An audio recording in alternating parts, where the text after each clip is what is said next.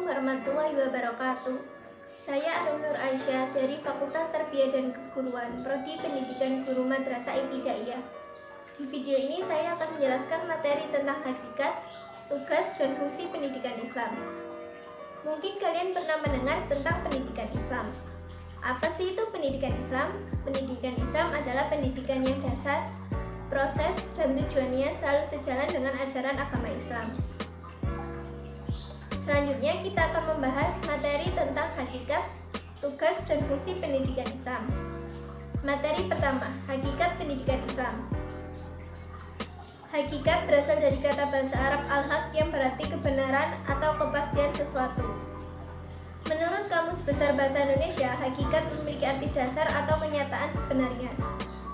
Hakikat pendidikan Islam adalah upaya seseorang dalam menyiapkan generasi-generasi penerusnya melalui ajaran Islam akan senantiasa beriman dan bertakwa kepada Allah SWT, memiliki sikap yang mandiri, dan menjadi pribadi yang lebih baik dengan selalu menjalankan perintahnya dan menjauhi larangannya.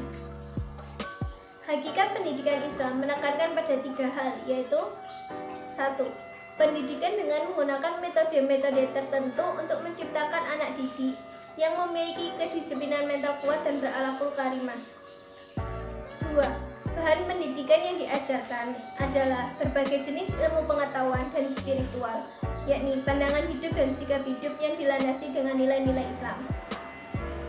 3. Tujuan pendidikan adalah untuk mengembangkan manusia yang rasional dan berbudi luhur, serta dapat mencapai kesejahteraan masyarakat yang adil dan makmur dalam mencari ridho Allah SWT. Pendidikan Islam dikenal dengan pendidikan terus-menerus dan berkesinambungan dalam kehidupan manusia, serta berlangsung sepanjang hayat. Pendidikan terus-menerus dikenal dengan istilah utlubul ilmah minal mahdi ilal lahdi, yang artinya menuntut ilmu dari buayan hingga liang lahat. Atau dapat juga dikenal dengan istilah lain lifelong education, yang artinya pendidikan seumur hidup. Materi kedua, tugas pendidikan Islam. Menurut Ibnu Taimiyah, tugas pendidikan Islam ada 2, yaitu 1. Pendidikan tauhid, yaitu pendidikan dengan pemberian pemahaman terhadap 2 kalimat syahadat, jenis-jenis tauhid, sifat dan asma, kedudukan, kepatuhan, dan keikhlasan dalam menjalankan agama Islam, serta menghindarkan dari segala bentuk kemusyrikan. 2. Pendidikan pengembangan tabiat atau watak anak didik, yaitu dengan adanya pendidikan Islam diharapkan terjadinya pengembangan tabiat atau watak anak didik menjadi pribadi yang lebih baik agar dapat mencapai tujuan penciptaannya, yaitu beribadah kepada Allah SWT. Menurut Arifin, tugas pendidikan Islam adalah membimbing dan mengarahkan pertumbuhan dan perkembangan potensi dan kemampuan dasar manusia dari tahap ke tahap kehidupan anak sampai mencapai kemampuan yang optimal. Menurut Muhaimin dan Abdul Mujib, tugas pendidikan Islam ada 2, yaitu 1. Pembinaan anak didik pada ketakwaan dan penanaman akhlakul karimah yang dijabarkan dalam 6 aspek keimanan, 5 aspek keislaman, dan aspek keinsanan. 2.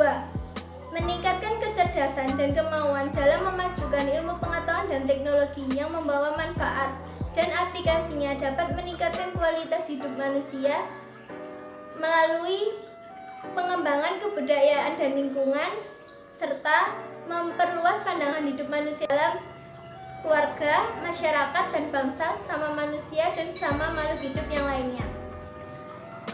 3. Fungsi pendidikan Islam. 1. Proses penanaman nilai-nilai ilahiyah pada anak didik sehingga mereka mampu mengaktualisasikan dirinya semaksimal mungkin sesuai dengan prinsip-prinsip religius. 2. Sebagai sarana pewarisan budaya dan identitas suatu komunitas yang di dalamnya manusia saling berinteraksi satu sama lain dan saling mempengaruhi satu sama lain. Menurut Khursyid Ahmad, yaitu 1. Alat untuk memelihara, memperluas, dan menghubungkan tingkat-tingkat kebudayaan, nilai-nilai tradisi dan sosial, serta ide-ide masyarakat dan bangsa. 2.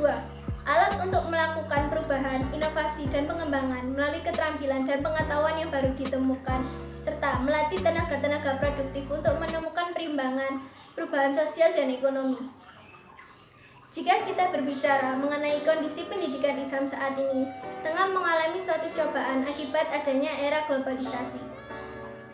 Dampak era tersebut mengakibatkan terjadinya perubahan pada sikap manusia yang semakin bertolak belakang dengan ajaran agama Islam. Oleh karena itu, perlu adanya pembaruan dalam pembelajaran pendidikan Islam agar dapat membawa manusia kembali menjadi pribadi yang lebih baik sesuai dengan ajaran agama Islam. Namun, pendidikan Islam saat ini telah berkembang pesat. Hal ini dibuktikan dengan banyaknya lembaga-lembaga pendidikan Islam yang semakin maju seperti pesantren dan madrasah. Lembaga-lembaga pendidikan Islam ini telah tersebar baik di pedesaan maupun di perkotaan. Pendidikan Islam juga telah diterapkan pada lembaga pendidikan non-Islam seperti sekolah dasar. Di era pandemi seperti ini, pendidikan Islam sulit diterapkan secara maksimal dan sulit dipahami karena dilakukan secara daring atau online. Hal ini dikarenakan masyarakat masih belum terbiasa dengan metode pembelajaran daring seperti penjelasan melalui video atau rekaman yang awalnya dilakukan secara langsung dengan bertatap muka. Belum lagi ditambah dengan masalah jaringan yang terganggu terutama bagi masyarakat yang tinggal di daerah pedesaan. Itulah materi yang dapat saya sampaikan mengenai hakikat, tugas, dan fungsi pendidikan Islam. Semoga dapat bermanfaat bagi kalian semua. Terima kasih. Wassalamualaikum warahmatullahi wabarakatuh.